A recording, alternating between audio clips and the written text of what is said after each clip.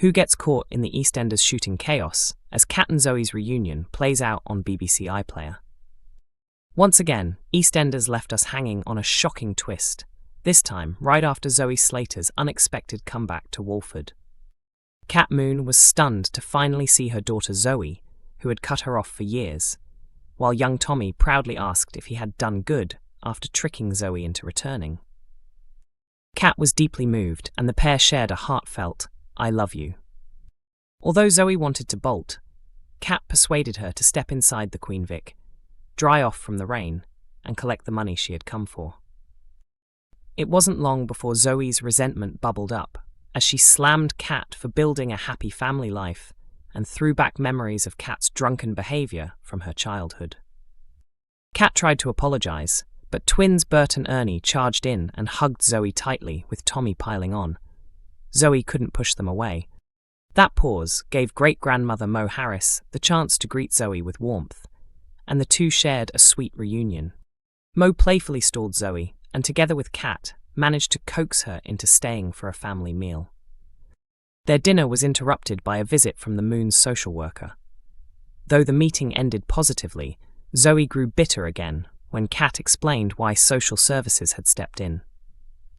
Zoe rehashed old grievances, while Kat insisted that Zoe's childhood had been far safer than she remembered, and reminded her of how much she had shielded her before the truth of her parentage came out.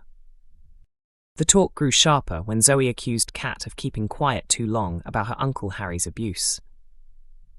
Kat could see Zoe was hurting and hiding something deeper, while Zoe made it painfully clear she despised her own existence. "The things I've done," Zoe whispered, trailing off. When Kat suggested nothing could top covering up Den Watt's murder, Zoe fell silent, unable to admit more, and dashed off. Elsewhere, Ravi realized Jack Branning had got hold of his firearm, and Denise Fox spotted Ravi sneaking about at their house. When Ravi tried to reclaim the weapon, Jack stepped in, and the two fought for control. At that exact time, Kat and Zoe were outside the Vic, as Kat begged her daughter to stay. Suddenly the gun went off in their direction, leaving Ravi and Jack in shock. But who was hit? Could Kat or Zoe be the ones in danger, and if so, will they survive? EastEnders spoilers, will Jack frame Ravi for the shooting? Ravi Gulati, played by Aaron Tiara, is desperate to clear his name after finding himself at the centre of a deadly gun drama in EastEnders. The shady businessman and drug dealer is determined not to take the blame for being caught with a firearm, but his actions may have already sealed his fate. Just hours earlier, Ravi was spotted in a heated confrontation with none other than local detective Jack Branning. The row took place shortly before chaos erupted at Patrick and Yolande Truman's wedding, where a single gunshot shattered the celebration and left Walford residents stunned. With suspicion hanging over him, Ravi has cleverly tried to twist the situation to his advantage. By using Jack as his alibi for the night of the shooting, Ravi believes he has managed to secure the police officer firmly on his side. But is Jack really protecting him, or setting him up for the biggest fall of his life? Jack sternly warns Ravi to stay out of the mess and promises that he'll take care of the weapon himself. In truth, Jack has no intention of destroying the gun at all. Instead, he secretly hatches a plan to hide it at number 5A and make it look as though Ravi was still in possession of the firearm all along. Unaware of Jack's scheme, Ravi goes about his business, convinced that the danger is behind him. But as Jack attempts to plant the evidence, disaster strikes. Ravi's partner Priya unexpectedly returns home, threatening to blow the lid off Jack's underhanded game. Will Priya walk in at the crucial moment and expose Jack's betrayal, or will Jack manage to frame Ravi before anyone notices? Meanwhile, away from the drama, Nigel Bates convinces his old mate Phil Mitchell to join him on a nostalgic trip to the countryside. Nigel is on a heartfelt mission to recover a time capsule that he buried decades ago with Phil's brother Grant when they were just boys. Despite his dementia diagnosis, Nigel astonishes Phil by remembering the exact location of their childhood hiding place. The two men are filled with anticipation as they dig up the capsule, but what long-forgotten secrets or treasures will they uncover inside? Elsewhere, Callum Highway faces an emotional and deeply personal crisis. The policeman is stunned when his estranged father, Jono, suddenly shows up on the square. The reunion quickly turns sour when Jono is accused of launching a vile, homophobic verbal and physical attack on Eve Unwin. The shocking accusation forces Callum to confront an impossible choice. Will he stand by his duty as a police officer and arrest his own father, or risk everything by looking the other way? EastEnders confirms Jono's shock return to Walford in disturbing attack storyline.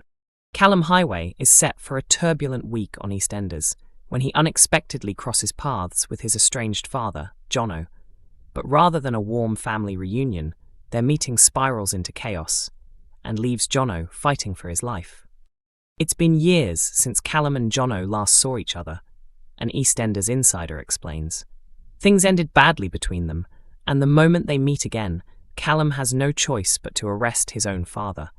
Any chance of reconciling feels slim, but when Jono suddenly suffers a heart attack, could this crisis finally bring them back together?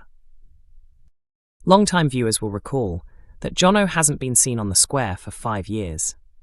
His last visit ended in scandal when he cruelly disowned Callum after his son came out as gay and revealed his relationship with Ben Mitchell.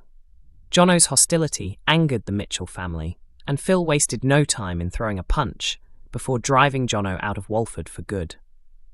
Callum and his brother Stuart grew up under their dad's bullying behaviour, and Jono's rejection of Callum's sexuality was the breaking point.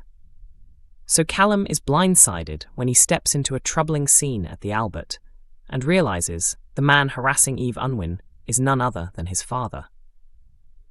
Eve is on the receiving end of a nasty homophobic attack, our source adds. Callum is horrified when he discovers Jono is behind it. Without hesitation, he arrests him, but Jono insists he's innocent, claiming it was a friend of his who caused the trouble. Can he be trusted? Conflicted, Callum wants to give his dad the benefit of the doubt, but Eve is adamant Jono is the culprit.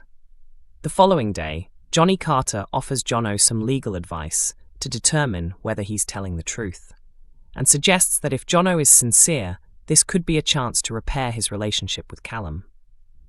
At first, Jono is dismissive, but his attitude shifts once he learns Johnny is a Carter. The Highways and Carters go back decades, and Jono softens, even inviting Johnny for a drink at the Vic. Later, Johnny tells Callum that Jono seemed genuine about wanting to make peace. Callum is touched, though unsure whether to believe his father's change of heart. Despite his doubts, Callum agrees to meet Jono, says our insider. With Johnny acting as mediator, Callum visits his dad at the flat, but Jono's true motives come out when he asks his son for money.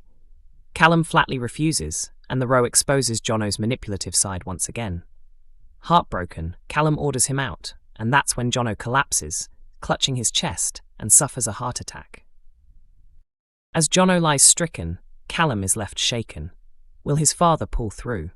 And could this terrifying moment be the push the Highways need to finally heal their fractured family bond? EastEnders airs Mondays to Thursdays at 7:30 p.m. on BBC One and BBC iPlayer.